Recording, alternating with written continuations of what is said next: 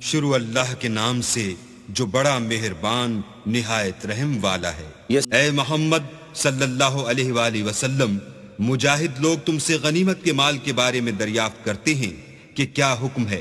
کہہ دو کہ غنیمت اللہ اور اس کے رسول کا مال ہے، تو اللہ سے ڈرو اور آپس میں صلح رکھو، اور اگر ایمان رکھتے ہو تو اللہ اور اس کے رسول کے حکم پر چلو۔ مومن تو وہ ہیں کہ جب اللہ کا ذکر کیا جاتا ہے تو ان کے دل ڈر جاتے ہیں، اور جب انہیں اس کی آیتیں پڑھ کر سنائی جاتی ہیں تو ان کا ایمان اور بڑھ جاتا ہے، اور وہ اپنے پروردگار پر بھروسہ رکھتے ہیں، اور وہ جو نماز پڑھتے ہیں اور جو مال ہم نے ان کو دیا ہے اس میں سے نیک کاموں میں خرچ کرتے ہیں،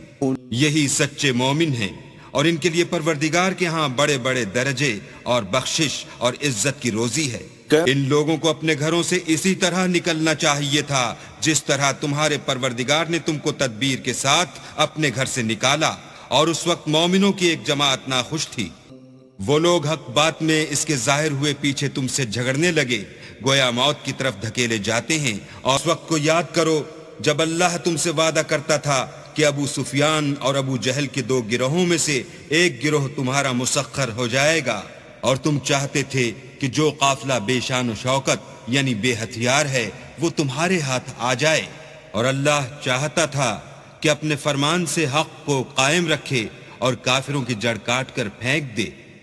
سچ کو سچ اور جھوٹ کو جھوٹ کر دے، گو مشرک ناخوش ہی ہوں۔ اپنے پروردگار سے فریاد کرتے تھے تو اس نے تمہاری دعا قبول کر لی اور فرمایا کہ تسلی رکھو، ہم 1000 فرشتوں سے جو ایک دوسرے کے پیچھے آتے جائیں گے تمہاری مدد کریں گے،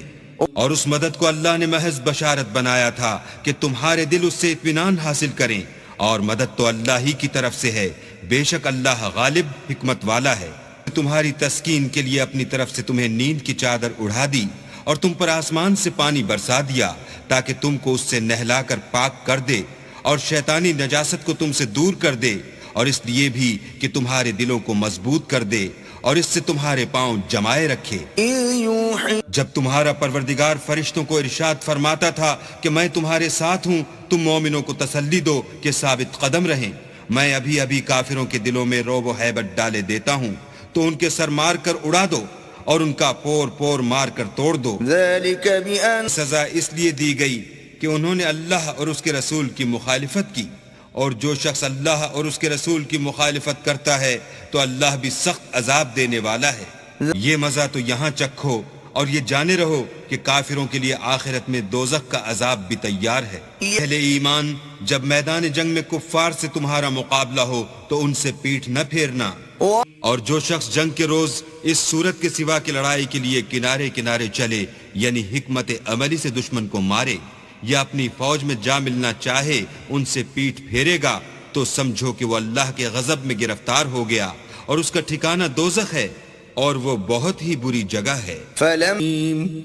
تم لوگوں نے ان کفار کو قتل نہیں کیا بلکہ اللہ نے انہیں قتل کیا، اور اے محمد صلی اللہ علیہ وآلہ وسلم، جس وقت تم نے کنکریاں پھینکی تھیں تو وہ تم نے نہیں پھینکی تھیں بلکہ اللہ نے پھینکی تھیں، اس سے یہ غرض تھی کہ مومنوں کو اپنے احسانوں سے اچھی طرح آزما لے، بے شک اللہ سنتا جانتا ہے۔ بات یہ ہے، کچھ شک نہیں کہ اللہ کافروں کی تدبیر کو کمزور کر دینے والا ہے۔ کافروں، اگر تم محمد صلی اللہ علیہ وآلہ وسلم پر فتح چاہتے ہو تو تمہارے پاس فتح آ چکی،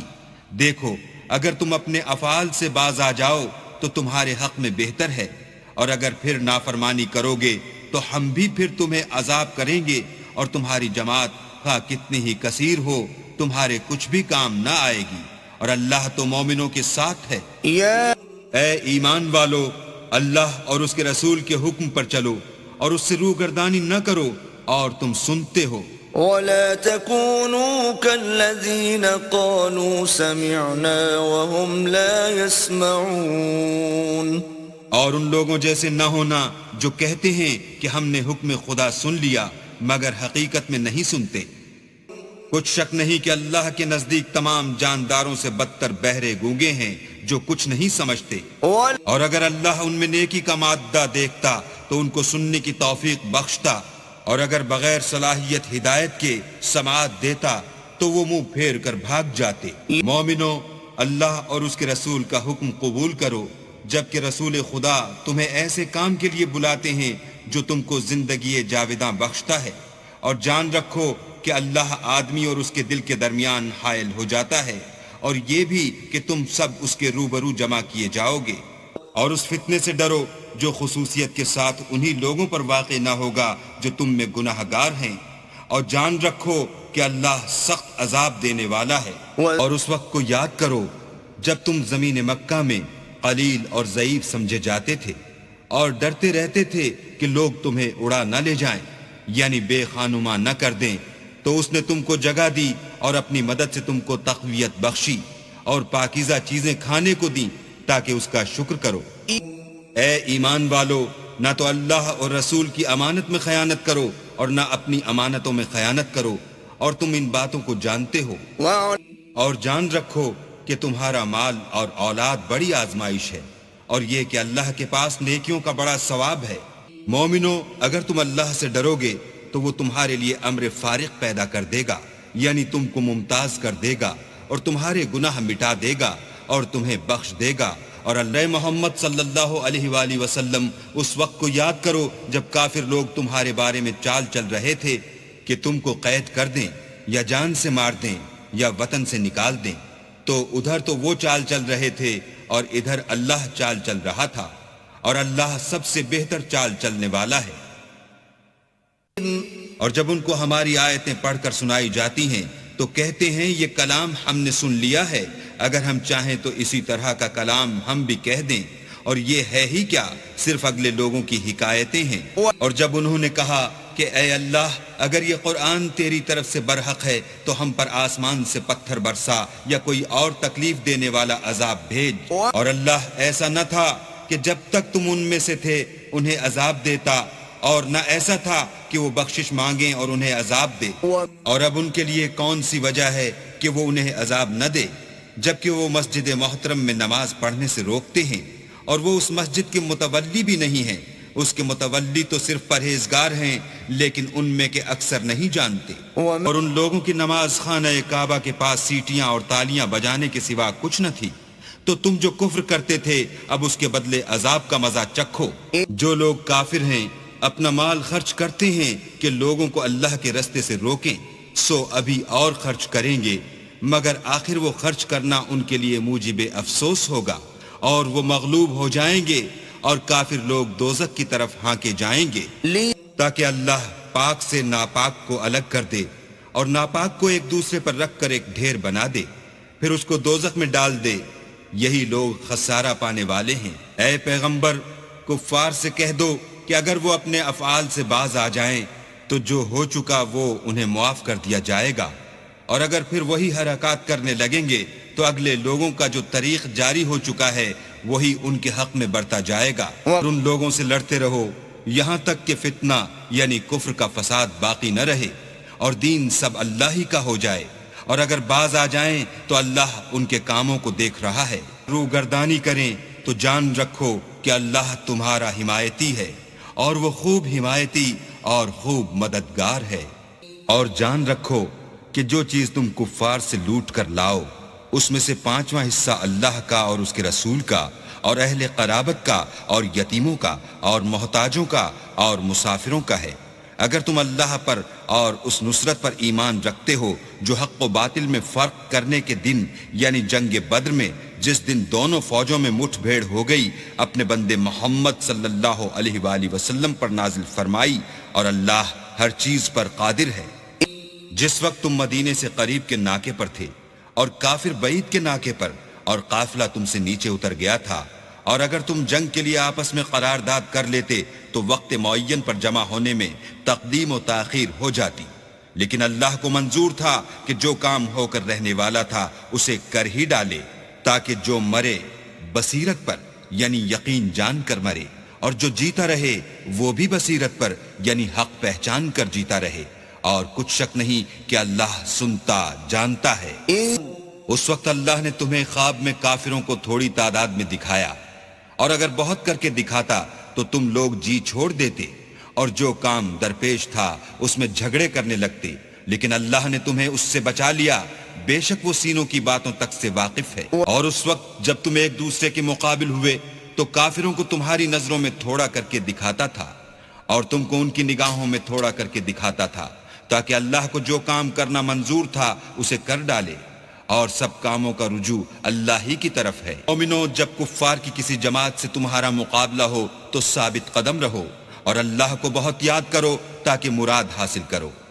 اور اللہ اور اس کے رسول کے حکم پر چلو،